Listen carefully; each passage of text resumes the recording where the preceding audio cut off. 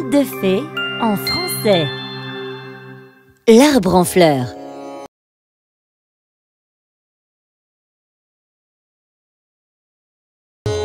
Il était une fois, dans ce pays qu'est l'Inde, un riche marchand appelé Alaïma qui partait traverser les mers pour vendre en Europe et en Asie centrale ses broderies, son coton et sa laine, son jade et ses pierres précieuses. À cette époque, ces voyages prenaient des mois. Ainsi, à la veille de chaque départ, les amis du marchand se réunissaient dans sa maison pour lui souhaiter bonne chance. Tandis que la fête battait son plein, l'un de ses amis demanda cette fois au marchand entre deux bouchées: « Alaïma, tu t'en vas pour plusieurs mois. Tu ne nous as jamais dit lequel d'entre nous tu voulais mettre en charge de ta maison, de tes biens et de ton entrepôt pendant ton absence. »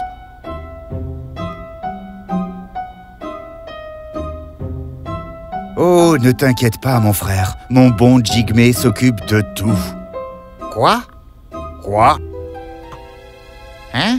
Ce Jigmé-là? Celui qui s'occupe de tes chevaux? Oui, bien sûr. Est-ce que tout va bien, Alaïma? Jigmé n'est qu'un pauvre palefrenier et tu laisses toute ta fortune entre ses mains? Et s'il te vole tout et s'enfuit? Tu es fou de faire confiance à un homme pauvre qui est juste ton serviteur, plutôt qu'à nous, qui sommes tes égaux en statut et en richesse. Je connais Jigmé depuis des années. C'est un homme bon et loyal, et je ne le vois pas comme un serviteur. C'est mon ami. Seuls des gens égaux peuvent être amis, Alaïma. Peu importe que tu sois gentil avec ton servant, un servant ne peut jamais devenir un ami. Je ne suis pas d'accord. Jigmé s'est occupé de moi. Il a été là pour moi comme un ami. Il ne changera pas d'avis comme ça. Amenons-le auprès du Bouddha. Peut-être que le Bouddha lui fera voir à quel point il est ridicule. Ainsi, les amis du marchand le conduisirent là où le Bouddha faisait sa prêche sous l'arbre de banyan au crépuscule. Ils expliquèrent au Bouddha la situation. Dites-lui, monsieur, comment peut-il faire confiance à un servant pauvre pour s'occuper de toute sa fortune? N'est-ce pas ridicule, alors que nous, ses amis de même statut social, sommes prêts à tout prendre en charge pendant son absence? Le Bouddha se contenta de sourire et leur raconta une histoire. Il y a très longtemps, un roi vivait à Bénarès. Le roi adorait jardiner et il passait de nombreuses heures dans son beau jardin du palais. Alors qu'il s'occupait de toutes les fleurs, des arbres et des arbustes, il y avait un arbre qu'il aimait particulièrement, l'arbre en fleurs. Personne ne savait quel âge avait l'arbre, mais il trônait en maître au milieu du jardin, tel un monstre divin dont les racines s'enfonçaient au tréfonds de la terre. On disait aussi que ses branches pouvaient toucher les cieux. Toute la ville de Bénarès était fière de cet arbre ancien, que certains pensaient être vieux de plus de 1000 ans. Quiconque l'avait vu ne pouvait s'empêcher d'admirer sa force et sa taille. Tout le monde était si fasciné que personne ne remarquait jamais la petite touffe d'herbe coucha qui poussait près de ses racines. Un jour, le roi et la reine prenaient le thé dans la pièce principale de leur palais quand soudain, quelques particules de plâtre tombèrent sur le roi.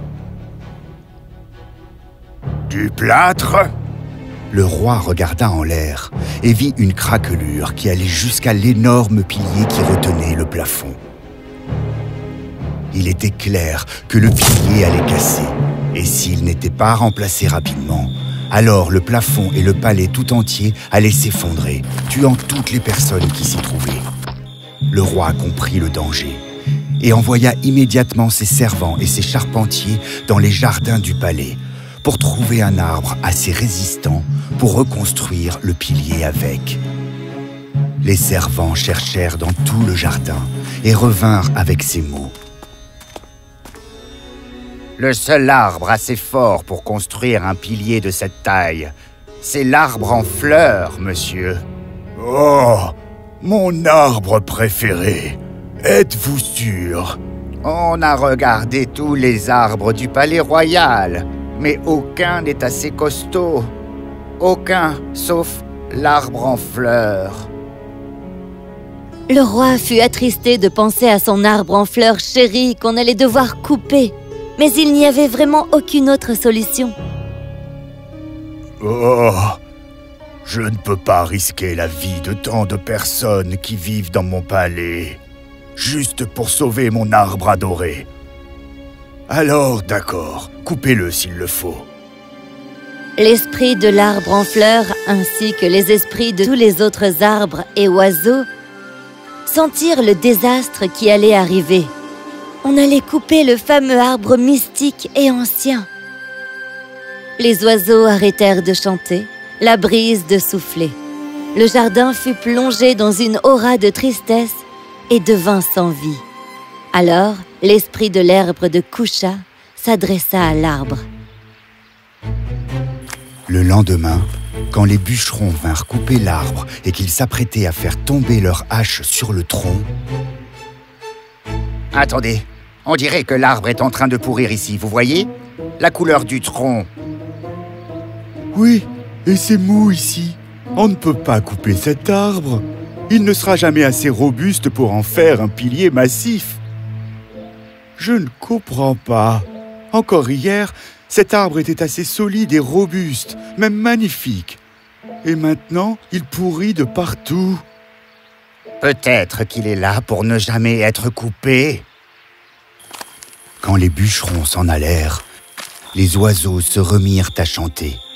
Le vent dansa gracieusement autour des branches. Et c'était comme si quelqu'un venait d'infuser la vie et la joie à nouveau dans le jardin. L'arbre en fleurs redevint cet arbre solide et magnifique. Les autres arbres furent choqués d'assister à cela. Grand arbre, tu sembles en parfaite santé. Comment as-tu fait pour rendre ton tronc tout pourri? Oh, c'est uniquement grâce à l'esprit de mon ami Kusha. Il a parlé à l'esprit du caméléon, qui a ordonné au petit caméléon de monter s'asseoir sur mon tronc et d'en changer la couleur pour le rendre comme pourri. Quand les bûcherons ont vu ça, ils ont eu l'impression que mon tronc était en train de pourrir. Mais comment as-tu rendu ton tronc mou comme ça? Ces caméléons très intelligents se sont mis à remuer très vite quand les bûcherons touchaient le tronc. Et au lieu de toucher le tronc, ils ont en fait touché les corps mous des caméléons. Et ils ont pensé que mon tronc était mou et pourri. C'est dingue, Kusha! Alors que nous, des soi-disant arbres sacrés, n'avons rien pu faire pour aider notre ami. C'est ta sagesse qui a permis de sauver sa vie. Merci beaucoup! Et ainsi, le Bouddha arrêta là son histoire. L'amitié et la confiance sont offertes à ceux qui sont sages et loyaux. La sagesse et la loyauté n'ont rien à voir avec le statut social d'une personne.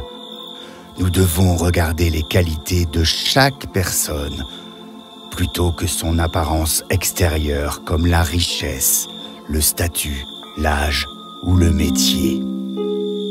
En entendant cela, le marchand sourit à ses amis qui quittèrent cette fois Bouddha plus humble et plus sage qu'avant.